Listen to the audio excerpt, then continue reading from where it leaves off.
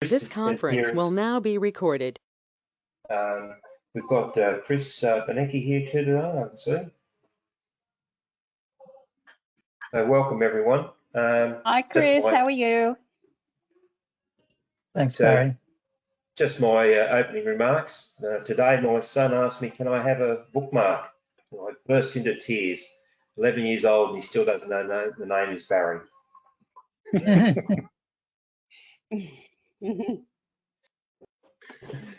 So we'll start that off. Mike, you can take over the controls and put anything you like up on the screen if you like. But yep.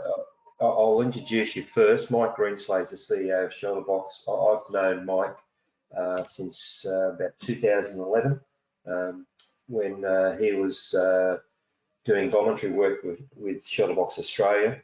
Prior to that, he'd been working with ShelterBox in the UK on the international level. Mike's a very highly regarded person among ShelterBox, the family of ShelterBox, I should say. He's not only a hugely experienced photographer where he came from originally, but he's also been a ShelterBox response team member, and everyone looks to him for answers in a lot of cases. So we're very lucky to have Mike in Australia, and particularly as we're very lucky to have him as the CEO of ShelterBox Australia.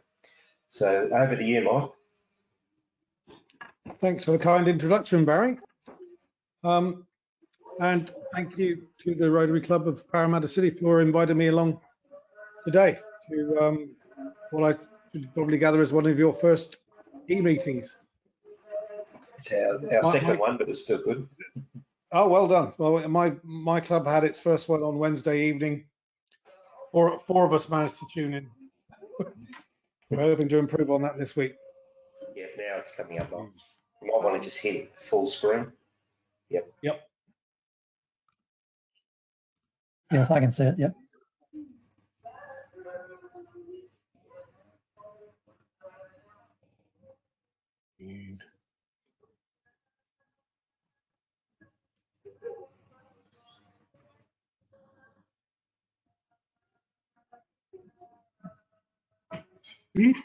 Harry, can you hear me?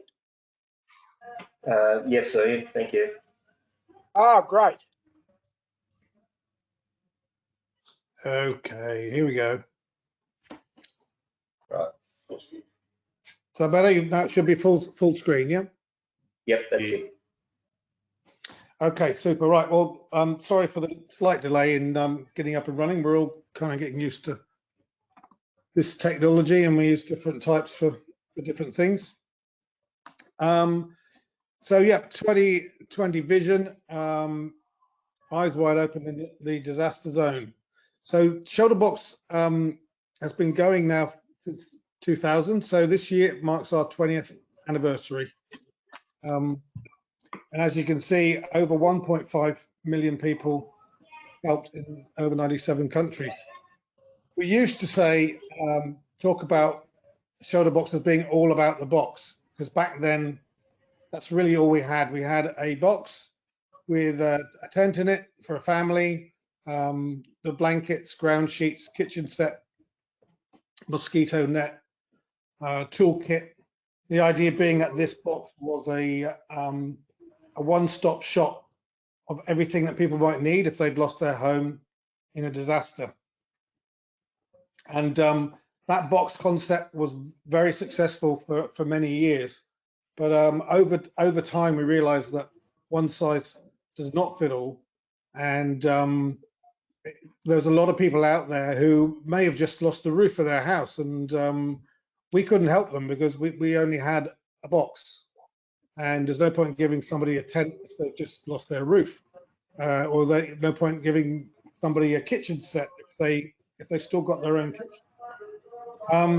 So over time, we've learned to adapt more to what the needs of people are, and tailor our aid to that. So now we sort of say it's about the people and what they need.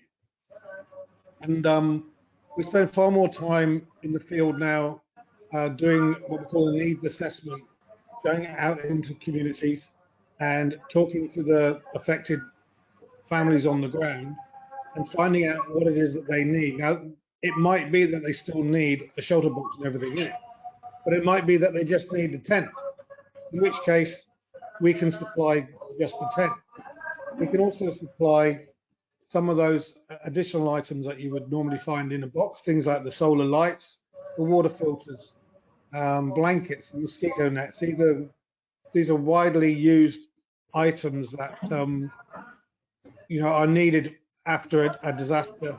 But more often than not these days, we use shelter kit, which is basically 2 large tarpaulins of plastic sheeting and a more extensive toolkit. It includes a shovel and a hoe. Includes things like different types of nails, tie wire, nylon rope. So people can use that shelter kit to either repair a damaged home or to build their own emergency shelter. And then along with that shelter kit, we supply those other peripherals. So although the concept of ShelterBox is still the same, it's no longer about the box. The box is just one of the arrows that we have in our quiver. Now, I got involved in ShelterBox back in 2006. I was living in Cornwall at the time, my native Cornwall, and some friends of mine were volunteering as response team members. And it wasn't until, although ShelterBox started in 2000, it wasn't until the Asian tsunami of Boxing Day 2004 that the ShelterBox response team started up. Such was the response from the public in Cornwall and around the world to the tsunami. Instead of sending boxes out to Rotary clubs in affected countries, which is what the original model for ShelterBox was, it was decided that there was just too much aid going out to send unattended. So they called upon local volunteers, and most of those were recruited from blue light jobs like policemen, firemen, paramedics, people who have experience in that sort of emergency situations. And with absolutely no training, they were sent off overseas with a mobile phone and some cash, told to get out to Indonesia and Sri Lanka and wait for boxes to arrive and then work with the local Rotary clubs to distribute them. So over time, this model again has developed, and now to become a response team member, I mean, like when I joined in 2006, I did a day's training and I was off to Papua New Guinea and 6 weeks later. Nowadays, it takes about a year to recruit and train a response team volunteer, and then we have to sit in every month for a training webinar. And it's a very much a professional job done by volunteers. So after that first response, I went on in 2006 to Papua New Guinea. I'm a photographer by trade, and I put my skills to good use. And those resulting photographs are used for publicity and social media, and basically driving donations online, bringing people's attention to what's happening on the ground. And then since then, I've deployed 22 times to different disasters around the world and built up quite a collection of photographs. So to mark the 20th anniversary of ShelterBox, I decided to pull together some of those photos into a book. And the book itself is split into 3 loose sections. The first of which is the disaster. So when I'm first deployed, if I'm in the first team on the ground, then it's important that we actually get some photographs to show people what conditions are like on the ground. So, for instance, this image here is from Typhoon Ramazan in the Philippines, and the Philippines is quite used to typhoons, but its government really can't keep up with the response needed. So there's often communities that are left to fend for themselves. And so these types of photographs, like I say, are to show what the situation is like on the ground, and that helps to drive publicity and drive donation. This particular image here is from earthquake in Sumatra in 2009. So I moved over from Cornwall to Australia in 2009, and within I think the first week I was here, I got a call to get out to Indonesia for the earthquake in Sumatra, and it was a pretty big earthquake and affected the city of Padang and the surrounding area, where the building standards were really not up to much at all. Excuse me, can I interrupt a moment? Yeah, sure. Can I ask everybody to put their mics on mute, because there's a lot of background distraction. Thank you, Joy. That's a great question. Thanks. And so this one here is a shot from Bolivia. This is my second deployment, and there was a massive flooding sort of down in the Amazon basin, and we worked really closely with a Rotary Club from La Paz. They were fantastic in introducing us to the government and the military and all the right people that we needed to speak to in order to be able to do what normally would take months. We were able to achieve within 2 weeks. Like, we had 400 shoulder boxes in country and distributed in 2 weeks. It's quite a feat. The next section of the book is entitled Response. So like I said, back in the day when we only had shoulder boxes, it really was a case of how many boxes do we send. This particular shot is from another flood response in Brazil, and again we were helped by 2 Rotary clubs, one in Recife where it was more about the importation of the aid, and then another one down in Alagoas State where the flooding was. And we teamed up. The gentleman on the left there is from the local fire brigade. So this really was a community response. We worked with the local council. They sequestered a local soccer field, which in Brazil, I think you can imagine, is almost like leveling a church to build a camp. But they gave us a soccer field. The mud there was terrible, so they covered it in hard base here that you can see. I mean, obviously water's still a problem, but at least it's not mud. And we built basically a camp for people who had lost their homes in the flood, and that would then be managed by the local government. Here's another shot of the response in Padang in Sumatra. So whilst we were there, we took part of what they call a cluster system. So when there's a major natural disaster, the International Federation of the Red Cross leads any shelter response in a natural disaster. And through the shelter cluster, we were able to take up an offer of help from a US Navy ship that was just offshore of Indonesia. I think they changed course to come in and help and see what they could do. And we were very lucky that we'd already done some reconnaissance, and again, through Rotary, we're able to gather information on the ground very quickly using local contacts. And we were able to utilize the assets of this aircraft carrier, which included a couple of Huey smaller helicopters that we could use for reconnaissance, and then this big Chinook CH, I think it's a 54, that delivered us to this clearing that the locals had cleared. And the amazing thing, I do have some footage of this that I'm going to make available later on. The villagers cleared this cinnamon forest. The helicopters got a wingspan of 78 meters, and I reckon they cleared a clearing of about 82 meters, and the pilot managed to land it in the middle for us to disembark, and then it went back to Padang Airport where we were basing ourselves, and picked up 20 boxes in a net, which they then delivered underslung under that helicopter.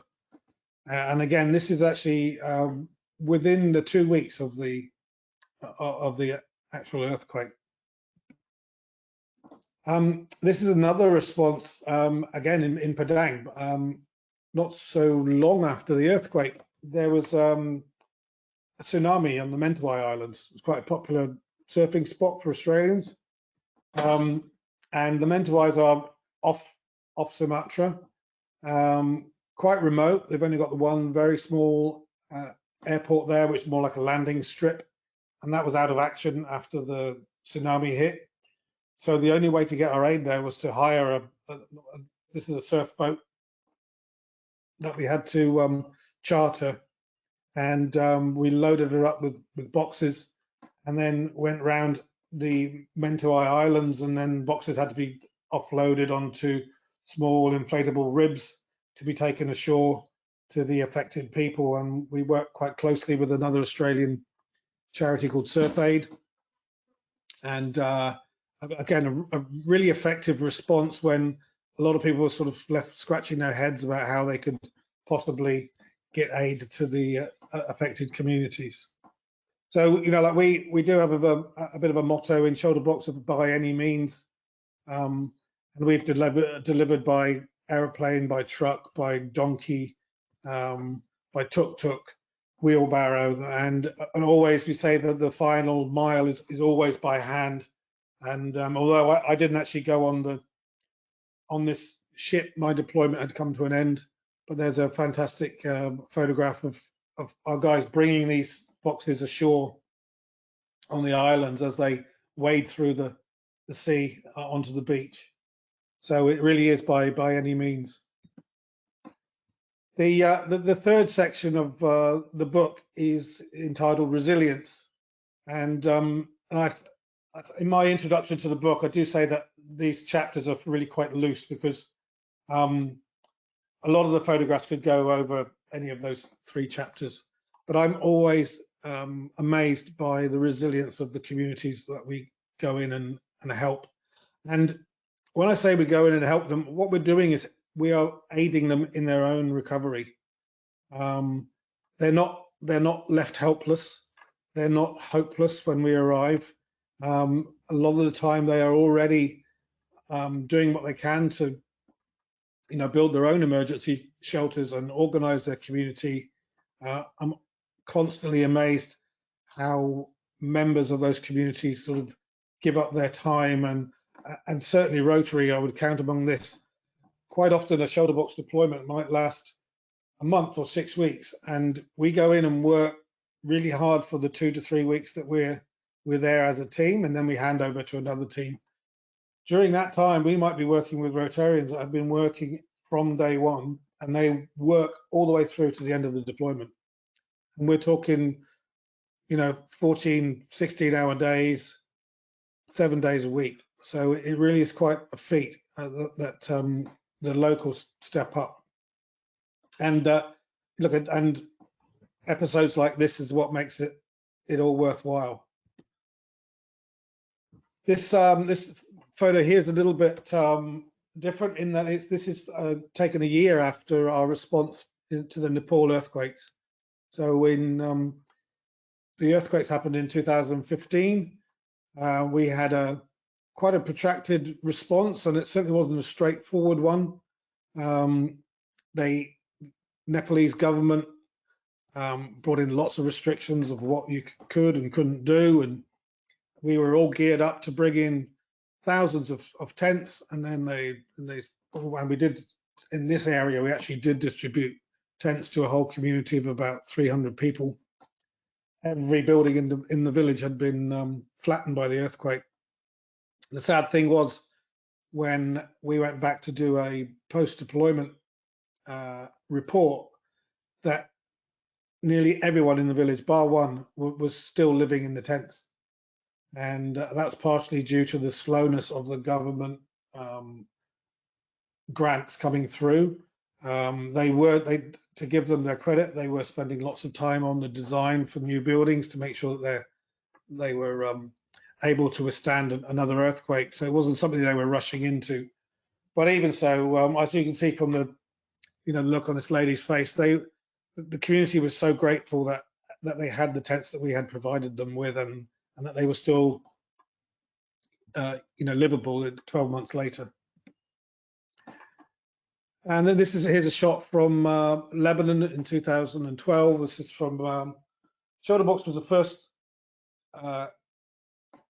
NGO to distribute tents in Lebanon, where they have received over 1 million Syrian refugees.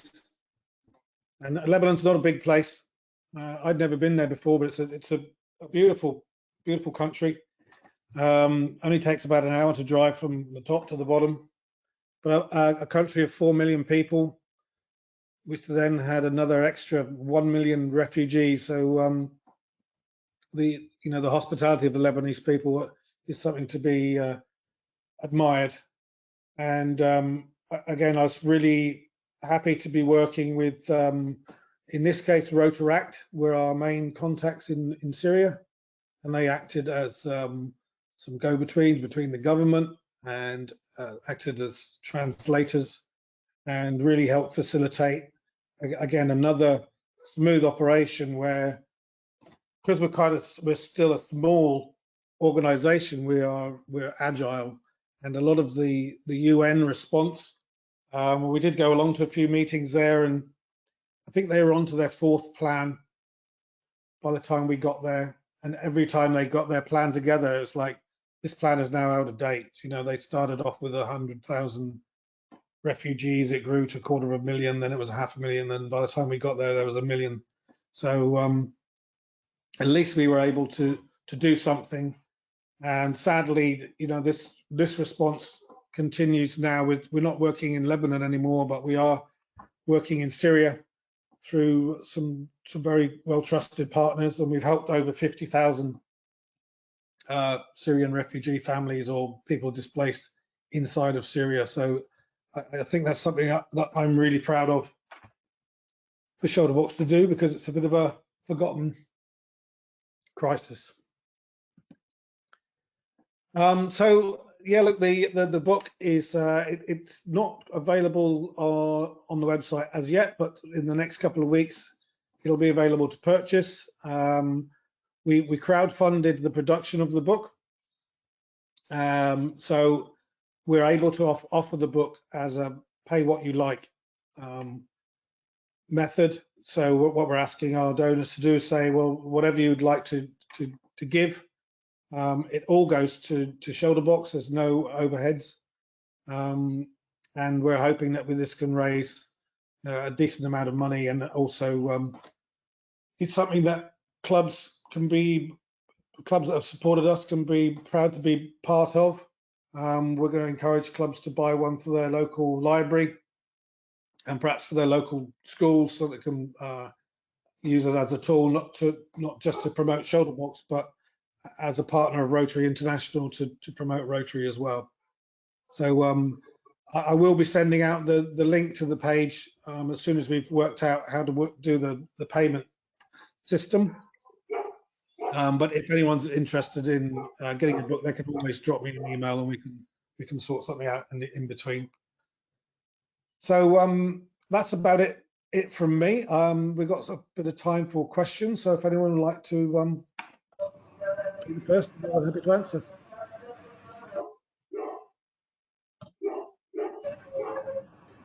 Malcolm, have you got any questions? Yes, well, when you go into these countries, do you encounter any opposition from government or other agencies resisting outsiders coming in to help them with their own affairs? Look, sometimes we do. So Nepal was a good example. Like I said, we actually had some aid pre-positioned in Nepal, which we were able to distribute immediately, and that consisted of shelter boxes. Pretty soon after the earthquake, the Nepalese government introduced a rule that $250 was the limit of the amount of aid you could give to any one family. So that immediately cut out the shelter boxes. So we then looked at shelter kits, and we managed to import a few of those before they banned the shelter kit as well, because it had tools inside it. And they said, well, you can buy these tools locally, and you know, between you and I, there's probably people in the Nepalese government could make more money selling their tools than allowing people to get them for free. So in the end, our response in Nepal it was diluted down to just providing tarpaulins. That's all they would allow into the country. Another case is the Philippines, where the recent change in government said that unless you are a Philippines-based organisation, then you can't, you know, work here after a disaster. So we've gone around that by setting up an office in the Philippines, and it's manned by some local staff, and it's a separate thing. So ShelterBox Philippines is now a registered charity in the Philippines, and it's worthwhile doing that because it's the place that we deploy to the most. I think we've been there deployed 25 times in the 20-year history. And that works really well. So they've managed to build up local contacts working with Rotary clubs around all over the country. We have stores in country. So when something happens, we're able to move really quickly. But most of the time, governments realize that we are there to help. I don't mean to keep banging on about Rotary, but they really are important on the ground. And quite often in developing countries, Rotarians are very well connected up through government. And I remember a time in Sri Lanka when I was struggling to get boxes into the country, and I spoke to a district governor in Colombo, and he pretty much fixed it overnight. So governments don't like to open their doors willy-nilly anymore, but we do have a good reputation around the world, and our association with Rotary opens lots of doors. Thank you. Has anyone else got any questions to ask to Mike? Well, yes. Well, there's just one that the United Nations has its own disaster relief, but I imagine that what Rotary is able to do is to get in quickly and more localise its needs than the much more massive UN operation with all its protocols. Yeah, absolutely. Look, one thing about the UN, that they're great in countries where they already have a presence. But governments don't particularly like the UN to come in if they're not already there, because there is a kind of perception that they are taking over the role of government, and that's not something that we have to deal with. So we are seen as an extension of Rotary on the ground, and because we go in and we're only dealing with the emergency phase of any response, we go in, we supply the aid, and then we go out again. We're not there long term. So we don't get that resistance from government. And like I said, we're an agile, mobile organisation. The UN does some fantastic work, but it's a behemoth, and you know, it's like turning around the super tanker. There's so many levels of hierarchy that they have to go through to get anything approved, whereas we can get stuff done and make decisions on the ground. You know. Thank you. Thank you very much, Mike, for doing that, and thank you for coming on board to do our presentation. I thank the District Governor, Diane, for being here, our Assistant Governor, Chris Benek, for being here, and President of the Parramatta Daybreak, Ian Goldthorpe, for being here as well. This presentation will be up on our YouTube channel later on tonight for those who want to catch something again if they may have been interrupted during today's presentation. Next week, well, we have a number of guest speakers coming on board. I'm just waiting for confirmation, but we have the CEO of Provis South Pacific. We have the Lord Mayor of Parramatta. We have Julie Owens, Federal Minister of Parliament, coming through. So I'm hoping that each Monday we can give you someone of interest to listen to each week. And I can let you know, I would like everyone to have their singing voices ready. We have an online karaoke being planned for us all. So pick out some nice 80s, 90s current songs. And What's get your wrong voices with ready. 60s songs, Barry? Oh, well, some of them are all right. But we'll hope eventually we'll revert to the normal presence physical meetings. We don't want this to go into cyberspace. Well, Malcolm, I think everyone were very pleased to get back to a physical meeting. You know, we're all been cooped up in our homes, or occasionally to go wandering around the block. So yeah, it's very strange times indeed, but I'm sure when we get back to that physical side, we may embrace each other very physically. So have a nice week, everyone, and we'll catch up. You'll catch up via emails during the week, and stay in tune. Look out for your neighbours, look out for your community, and see if you can help anyone. Good night, everyone. Thanks, Barry. Bye. Thanks, Bye. Barry. Thank you. Bye. Thank you.